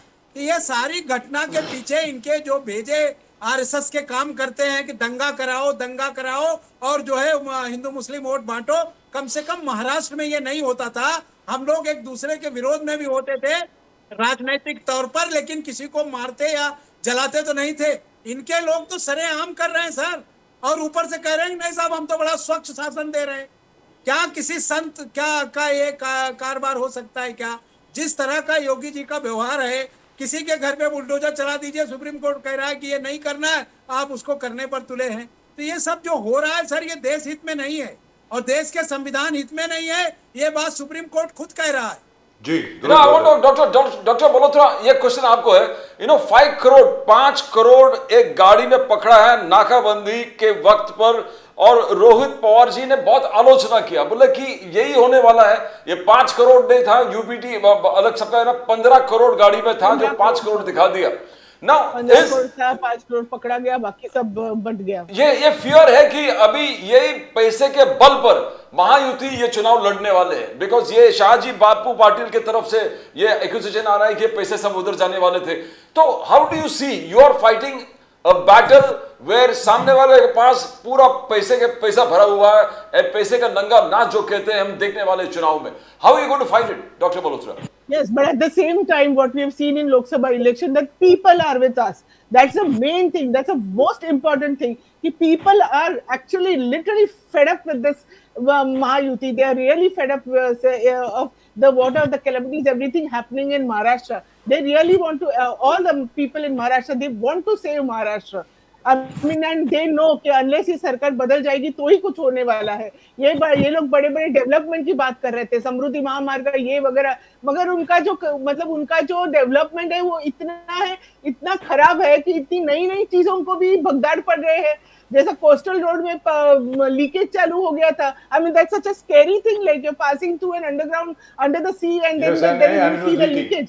So they take it so lightly. They take all these things so lightly. So वहाँ पे भी उनका भ्रष्टाचार है, सब चीजों में भ्रष्टाचार है. वो बातें बड़ी बड़ी करते हैं. वो कुछ जो अभी जैसे उद्धव ठाकरे सेना के हमारे रोजगार नहीं है, नौकरी की क्या गरज है? अरे नौकरी दे नहीं पाते इसके लिए बोल रहे कि नौकरी की क्या गरज है? What argument? What was the thing? What he was talking? It's nonsensical. नौकरी मैम आपसे एक चीज पूछा जाता हूँ आपसे, क्रिएट करना सरकार का काम है. डॉक्टर मल्होत्रा एक सेकंड, हमारे बड़े अच्छे मित्र हैं वो अभी उद्धव ठाकरे सेना में हैं, किशोर तिवारी जी, इसे फार्मर लीडर. उनसे जब हम लोग ये बात करते हैं अटल सेतु, ये महामार्ग, ये वो वगैरह वगैरह, तो उनका ये काम है क्या तुमने क्या रोड कंस्ट्रक्शन कंपनी शुरू की हुई है? सिर्फ एक ही काम है क्या, सड़क बनाना बस? और सब प्राइवेट बना रहे, private. And that is all with the instruments and this and that. So how are the people लोगों को रोजगार डेवलपमेंट से लोगों को रोजगार कैसे मिलेगा? अरे मैन्युफैक्चरिंग यूनिट्स वगैरह वो सब बढ़नी चाहिए जहां पे ज्यादा लोगों को रोजगार मिलेगा. मगर उन्होंने ऐसी परिस्थिति की है, जीएसटी इतना बढ़ाया है, तो no small manufacturing units are not opening up. So किसी भी तरह से रोजगार बढ़ाना चाहिए. What excuses they are giving कि हाँ बाबा आप नहीं, तो वो ये भी कह के गए कि मराठी जो है वो रेस्टोरेंट में काम नहीं करना चाहते. 10 लोगों को ये दो. मैम वो ये भी कह के गए कि मराठी लोग वो महाराष्ट्र रेस्टोरेंट में काम नहीं करना चाहते. Maharashtrian people also, the engineers also वो जोमेटो में डिलीवरी करते हैं. We see nowadays you go in the hotel and you see the youngsters also, Maharashtrian youngsters are working over there. Yes. ये क्या बात है कि वो नहीं कर रहे? Because they don't have money. What are they going to do? You know, Supriya Sule जी ने कहा when the नागपुर में शालीमार एक्सप्रेस का 2 डब्बा डिरेल हुआ, सुप्रिया सुले जी ने कहा कि why don't you come to life? Real minister, जो रियल मिनिस्टर है वो रियल मिनिस्टर नहीं है, रियल मिनिस्टर है. रियल मिनिस्टर कब रियल मिनिस्टर बनकर के काम करेगा? That is what she said. बोलिए. Exactly. Everything is failing in Maharashtra. If you see in Maharashtra, everything is failing.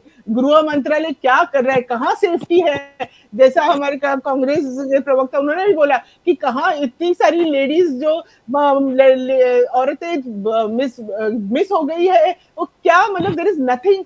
सब जगह पे गुनाह हो रहा है, बच्चे सेफ नहीं है, बच्चे बच्चियां कहीं भी मतलब इट्स वेरी बैड, अनसेफ. और एक आपको मैम जो आपने कोस्टल रोड की बात करी ना, क्या है कि अभी इनॉग्रेट हुई है बीकेसी टू सीप्स की लाइन जो है वो अभी इनॉग्रेट हुई है. अभी मॉनसून तो नहीं है, अभी मुंबई में बारिश तो नहीं हो रही है. Even that is leaking by the way, वो भी लीक कर रही है अभी. एब्सोल्युटली. और जो कांग्रेस के टाइम में जो हो गई थी, जो अपना the ceiling is so good and strong, yet so many years have passed, but the ceiling which was during Congress and Sharad Pawar ji, that is still so nice and strong. And ये बाकी सब चीजें जो फटाफट बन गई है during before the elections and all that, सब everything is going bad. Ajit Pawar ji ने कहा गुलाबी क्लाउड्स यानी गुलाबी बादल, गुलाबी स्टॉर्म महाराष्ट्र में एक प्रकार से झूमने वाले हैं. तो पूरे तरफ हर तरफ गुलाबी है. And Gulabi is going to win. You think Ajit Pawar इससे कैसे रिएक्ट करे? अजित पवार के कमेंट का see when as a doctor, when we see somebody's eyes have turned pink, we say, oh, that's conjunctivitis. So that's not a normal thing. So right. It's like that. निजाम साहब, गुलाबी conjunctivitis. Yes, sir. निजाम साहब, तो अभी 100 सीटें पक्की अब तो, officially 100 सीटें पक्की हो जाएंगी जब प्रियंका जी जीत के आएंगी सर वायनाड से। सीट शेयरिंग अभी आज रात को सब फाइनल हो जाएगा। हमारे यहाँ सीट शेयरिंग का इशू ही नहीं है। जब हम एक साथ सत्ता में जा रहे हैं तो कोई कम ज्यादा का इशू नहीं ना सर। जी। हम तीनों जा रहे हैं इस महाराष्ट्र राज्य के भविष्य के लिए, इस महाराष्ट्र राज्य को पुरानी गरिमा रिटर्न करने के लिए जो इन बेईमानों ने बेच डाला है, उस गरिमा को रिटर्न करने के लिए हम एक दूसरे के साथ सेक्रीफाइस कर रहे हैं। हमारे लिए 2-5 सीटें एक दूसरे के लिए कम ज्यादा का विषय नहीं है। आपको याद होगा विलासराव की सरकार में हमारे पास कम सीटें थी, फिर भी हमको पवार साहब ने मुख्यमंत्री दिया, उन्होंने दूसरे 5 मिनिस्ट्री एक्स्ट्रा लिया। तो ये राज्य के हित में क्या हो सकता है वो तीनों नेता तय करके देंगे, वो उसका हमारा कोई झगड़ा ही नहीं है हमारा तीनों में। मैंने प्रियंका गांधी जी के बारे में पूछा था सर। प्रियंका गांधी जी वायनाड से खड़ी हो रही हैं सर, वो बिना गए भी 8 लाख वोट से चुनाव जीतेंगी वो। 8 लाख वोटों से, क्या बात है। यस सर, वाह, एक wonderful। विश्व रिकॉर्ड बनेगा, कोई महिला इस तरह वोटों से जीत कर आई। और आपने आज अभी उनका रोड शो बीजेपी देखा के जो होगा, ट्विटर हैंडल इनको हैं, बीजेपी वालों की तरफ पैसा दे के पकड़ के लाना नहीं पड़ता सर। लोग रोड अपना घर गांव पूरा खाली करके चल रहे थे उसके साथ। अरे बीजेपी के जो ट्विटर हैंडल है वो दिखा रहे हैं कि प्रियंका गांधी जी के साथ जो लाखों की भीड़ चल रही है उसमें तिरंगे कम ले है। जाके ऐसे कटोरी में बगैर काम के सर। वो कहते हैं कि उसमें तिरंगे कम है सरदार है, सर। इनका जो ट्विटर हैंडल करता है मालवीया, वो इतनी बार स्टेज पर बेइज्जत हो चुका है, इतनी बार बेइज्जत हो चुका है कि वो कुछ भी दिखा देता है, कुछ भी दिखाता है और सुबह सुबह, और लोगों को ऐसा लगता है शायद ये सच हो। तो सब लोग जानते हैं कि उनके ट्विटर हैंडल की कितनी वैल्यू है, वो खुद उनके लोग नहीं उसको फॉलो करते जी। तो जो सच है वहां की जनता डायरेक्ट दिखा रही है ना सर। लेकिन उम्मीद करते हैं कि जिसकी भी सरकार आए, ये ईमानदार आदमी है, जो दिखा रहा है सत्यता ये है, तो वो काहे के लिए गोदी मीडिया का चैनल देखने जाएगा आदमी। लेकिन एक चीज तो है, जिसकी भी सरकार आए, डॉक्टर मल्होत्रा मैं चाहूंगा कि इसके ऊपर आप जरा कुछ मराठी में बोले हैं। जिसकी भी सरकार आए, ये जो हिंदू मुस्लिम की जो नफरत फैलाई गई है, अलग अलग धर्मों में जो नफरत फैलाई गई है, मैं उम्मीद करता हूं कि वो बिल्कुल बंद होगी। अब मैम प्लीज। डेफिनेटली जे महाविकास आघाडीचं सरकार आल्यानंतर आणि ते जे येणारच आहे त्याच्यानंतर ही जी सगळ्यात वेगळ्या वेगळ्या ह्याच्यामध्ये जी जी बीजेपीनी जी नफरत जी रोवली आहे ती डेफिनेटली तिकडे सगळी निघून जाणार आहे आणि सगळे जण एकत्र राहणार आहेत आणि महाविकास आघाडीचा तोच मेन मुद्दा आहे। महाविकास आघाडीतले सगळे पक्ष सेक्युलर आहेत आणि सेक्युलरिझमलाच मानतात की सगळे एक ह्युमॅनिटी, एक ह्युमन बिईंग म्हणून सगळे एकमेकांशी नातं ठेवतात आणि एकमेकांच्या बद्दल चांगला विचार करतात आणि जिकडे मायनॉरिटी पण मोकळा श्वास घेईल अशी जागा बनवायची आहे, जिकडे सगळेजण गुण्यागोविंदाने राहतात अशी जागा बनवायची आहे। मी स्वतः जे हॉस्पिटलमध्ये माझं मेडिकलचं केलं, तिकडे आम्ही रात्री भेंडी बाजार मध्ये पण आम्ही चहा प्यायला वगैरे रात्री अभ्यास करताना त्याच्यानंतर जायचो आणि आम्हाला तिकडे अगदी सेफ वाटायचं आणि सगळेजण गुण्यागोविंदाने राहायचो। सो हे पॉलिटिकली जे काही डिवाइड केलं जातं ते आपल्याला काढून टाकायचं आहे आणि म्हणून महाविकास आघाडीची सत्ता येणं हे खूप इम्पॉर्टंट आहे। महाराष्ट्राच्या भल्यासाठी, महाराष्ट्र वाचवायला महाविकास आघाडी यायलाच पाहिजे, तोच एक पर्याय आहे आणि हे सगळ्यांनी प्लीज लक्षात ठेवा आणि आता इलेक्शनच्या वेळेला हे नक्की लक्षात ठेवून बाहेर येऊन सगळ्यांना प्लीज महाविकास आघाडीच्या उमेदवारांना वोट करा। Thank you very much ma'am. Thank you Nizam sahab, बहुत बहुत शुक्रिया धन्यवाद आपका। Nizam ji, thank you doctor Malhotra. Thank you very much both of you. जय हिंद, जय Maharashtra. Thank you. Well, that was nice. I've never seen Mr. Ambekar so irritated as he was today. I wonder what happened to him. I mean, he was in a different kind of mood. Notwithstanding the fact that, and if you notice, he didn't even, he did not even want to talk about the success just achieved by Mr. Narendra Modi. I wonder why. Amazing, absolutely amazing. Wonders never cease. In fact, it's only Dr. Surena Malhotra who said that very good it has been achieved, but let's see how long it lasts. He was disturbed by what he claims the bhashan of Nizamuddin. Nizamuddin ji. Yes. But then Nizam Sahab has to represent the Congress point of view. If you're going to be disturbed by it, well, yeah, then the BJP has lost its touch. That's all that I can say. Up till now, जब Bharatiya Janata party बोला करती थी तो कांग्रेस के लोग disturb हुआ करते थे। आज की तारीख में उल्टी गंगा बह रही है साहब, सीधी बात है, लग रहा है मुझको। Well, that's just about it in tonight's show। आज के शो में सिर्फ इतना ही प्रदीप जी। और इसके पहले हम लोगों ने बात करी थी अनूप जलोटा साहब से, और अनूप जलोटा साहब ने एक विनती करी थी सलमान खान साहब से कि भाई किसी भी तरीके से आप माफ़ी मांग लीजिए, भले आपने ना भी किया हो, आप माफ़ी मांग लीजिए कि यार मेरी वजह से किसी का अगर दिल दुखा हो, मैं माफ़ी मांगता हूँ। उससे क्या होगा कि सारा का सारा मामला जो है थम जाएगा। और दूसरी चीज़ Pradeep ji, the thing that you did day before yesterday, जो आपने वो जो सीमेंट जो आरएमसी जो है, Yes, sir. वो कंक्रीट फैक्ट्री जो है, वो रेडीमेड कंक्रीट जो है, उसकी फैक्ट्री का जो आपने किया, मतलब मोस्ट डिस्टर्बिंग। मतलब वो तो ऐसा है कि वो आपने गैस चेंबर बनाना है वहाँ पे, क्या लोगों को मारना है आपने? मतलब आप क्या कर क्या रहे हैं आप लोग? वहाँ के लोग जो हैं, जो कलीना बीकेसी जंक्शन के ऊपर वहाँ इतने लोग रहते हैं, 6-6 स्कूल वहाँ पर हैं, आप क्या कर रहे हैं प्रदीप जी? ये क्या मानसिकता है, बताएं आप सर। I can't get this, I can't wrap this around my head, I can't wrap my head around this. What is going on here ji? We got a major problem right now. जो हम लोग डिस्कस, नारायण राणे बच्चा daddy इस party में, बच्चा दूसरे party में जी। यानी डैडी जहाँ गणेश नाइक के सत्ता और विपक्ष दोनों। समीर भुजबल के हमने देखा कि सत्ता भी हुई है, भुजबल साहब इस सत्ते में, and he was actually going to go to the Sharad Pawar group until something happened and he stopped. तो नाउ ये पॉलिटिकल सिस्टम है ऐसे कि nobody is thinking of a common man, कोई लेना देना नहीं है, nothing at all, nobody is concerned about. मतलब जहां मर्जी जो मर्जी बना दीजिए, रेडीमेड मिक्स प्लांट जो है, कंक्रीट मिक्स प्लांट जो है, वो आप बना दीजिए रेजिडेंशियल इलाके में, रिहायशी इलाके में, और दो सब लोग मर जाएं वहां पे जाके। दो है, और अभी मालूम पड़े 2-3 और बनने वाले। सर एक तो हमारी विंडो के बाहर ही दिख रहा है, यस एग्जैक्टली, ऑफिस के बाहर ही दिख रहा है, वही आरएनसी प्लांट जो है, रेडी मिक्स कंक्रीट प्लांट यहाँ पर भी दिखने वाला है। मतलब यहाँ पर भी जो है सांस लेना दुश्वार हो जाएगा। Exactly, what is going, I mean this is not done, absolutely not done. यहाँ पर I agree in so far as the BJP is concerned, they don't seem to have empathy with the poor people. वो है ना कि भाई ये सिर्फ A1 A2 की सरकार है, लग ऐसा रहा है कि शायद ये A1 A2 की ही सरकार है, unless and until they do something to prove otherwise. Development required है, बट आप चेक एंड बैलेंसेस भी कीजिए ना। It should not be that it should affect the lifes of a common man. Senior citizens है, breathing problems है, छोटे छोटे बच्चे जो स्कूल जाते हैं वो सीमेंट के धूल के अंदर से जाएंगे जी। There has to be, government has got a responsibility, you got a department for that. और डिपार्टमेंट, अब इस परिवार बात बोलते हैं सर, अब रामदास कदम के लड़का एमपीसीबी चेयरमैन है जी। तो व्हाट इज पॉलिटिक्स में यही हो गया कि हम मंत्री बनेंगे, हम नेता है, हमारे बच्चे हर डिपार्टमेंट संभालेंगे, अपक्ष विपक्ष हर चीज, सत्ता पक्ष सब हमारा। मतलब कहने का मतलब ये हुआ कि एक जमाने में जैसे रजवाड़े हुआ करते थे और रजवाड़ों के बीच में शादी ब्याह हो जाया करता था और हर चीज पूरी रिसोर्सेज जो है वही कंट्रोल किया करते थे, वही चल रहा है। मेरा ये कहने का मतलब है, इसीलिए जब मैंने कैप्टन लक्ष्मी सहगल के बारे में अभी बात करी, क्या इसी के लिए लोगों ने आज़ादी के लिए लड़ाई लड़ी थी और अपनी कुर्बानी दी थी? नेताजी सुभाष चंद्र बोस, मैं तो एक तरीके से ये कह सकता हूँ कि अगर आज वो होते तो क्या करते वो? मतलब इसके लिए क्या महात्मा गांधी ने कुर्बानी दी अपनी जान की?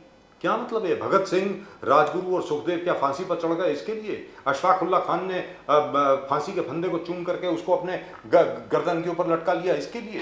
क्या है ये? हो क्या रहा है? You have a single party system, खत्म ही कर दो पार्टी वार्टी जी, एक ही पार्टी। और ये कह दीजिए भाई and call it an imperial system. Yes, ये भाई ये हम लोग अभी देश के राजा हैं और हम ही तय करेंगे कौन कहाँ पर होगा, कौन किधर होगा। जैसे आपने बिल्कुल ठीक ठाक तरीके से कहा, अरे दोनों शैलार बंधु जो हैं वो दोनों चुनाव में खड़े हुए हैं, मतलब, और आप कह रहे परिवारवाद। मलाड से वो खड़े हो रहे हैं और बैंड्रा से ये खड़े हो रहे हैं, आशीष शैलार साहब अपनी पुरानी सीट से। और एक ही फैमिली में सत्ता से दूर रह ही नहीं सकता किसी को। गणेश नाइक बीजेपी से और संजीव नाइक एंड नवी मुंबई का अध्यक्ष है वो बीजेपी के, वो अध्यक्ष पद छोड़ के छोड़ करके सीधा शरद पवार साहब के साथ चले गए। अभी व्हाट आर दी, कौन से वैल्यूज और क्या सिस्टम और what democratic system is it really worth? और यहाँ पर बीजेपी ये भी नहीं कह सकती कि वो हमारी पार्टी का नहीं, आप ही की पार्टी में था ना वो। आपकी पार्टी छोड़ करके वो शरद पवार जी के पास गए। पहले शरद पवार साहब के साथ थे, उसके बाद बीजेपी में आए, आपने उनके पिताजी को टिकट दे दिए, उनको नहीं दी, तो इसलिए वो छोड़ करके पवार साहब के साथ चले गए। What is going on over here? I mean, this is not done. Absolutely not done. Well, that's just about it in tonight's show. भाई चैनल को सब्सक्राइब जरूर करें अगर आपने नहीं किए तो। हम तो अपनी ड्यूटी हर रोज़ परफॉर्म करते हैं, आपके पास बिल्कुल निष्पक्ष खबर लेके आते हैं, बिल्कुल निष्पक्ष जो एक विश्लेषण होता है वो भी लेकर के आते हैं। मैं उम्मीद करता हूं कि आप चैनल को सब्सक्राइब करेंगे और अपने कमेंट ज़रूर भेजेंगे।